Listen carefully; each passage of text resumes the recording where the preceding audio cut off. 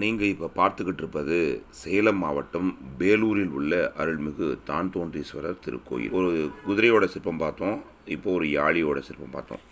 இதெல்லாம் ஏன் ஒரு வேலி போட்டு வச்சுருக்கிறாங்க, இரும்பு வேலி போட்டு வச்சுருக்காங்கன்னா அதுக்கு காரணம் இருக்குது. ஒரே கல்லால் ஆன யாழி இதுங்கிறது சிறப்பு. அந்த வாய்க்குள்ளே பாருங்கள், ஒரு உருண்டை, கல் உருண்டை இருக்குது. இதை ஆதி காலத்தில் இருந்தே இங்கே வர பக்தர்கள் இதை உருட்டி உருட்டி வெளியே எடுக்க பார்ப்பாங்களாம். ஆனால் வெளியே வர மாதிரி இருந்தாலும் இந்த கல் உருண்டை வெளியே வராது.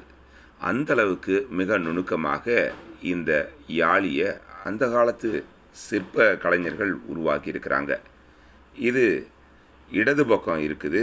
இதே போல் வலது பக்கத்துலேயும் ஒரு யாழி சிற்பம் இருக்குது. அதுலேயும் இதே மாதிரியான கல் உருண்டையை வச்சுருக்கிறாங்க.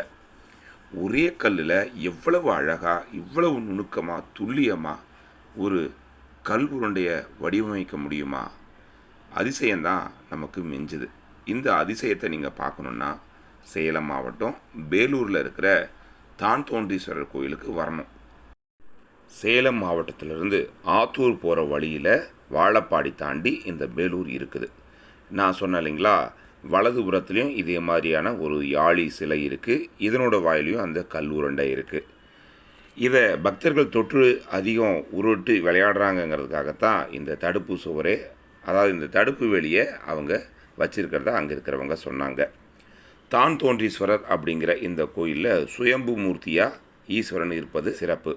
இந்த கோயிலில் மற்றொரு சிறப்பு என்ன அப்படின்னா, சித்திரை மாதம் 3ஆம் தேதியிலிருந்து 13ஆம் தேதி வரை சுயம்புலிங்கமான சிவபெருமானின் மீது சூரிய ஒளி படும் வகையில் அற்புதமாக இந்த கோயிலை வடிவமைத்திருப்பதுதான். பாண்டியர்கள் காலத்தில் கட்டப்பட்ட இந்த கோயிலில் இந்த யாழிகள் இரண்டும் இன்றும் அவர்களது கட்டட திறனை பறைசாற்றி கொண்டிருக்கின்றன. இந்த கோயிலுக்கு யாரெல்லாம் போயிருக்கிறீங்க?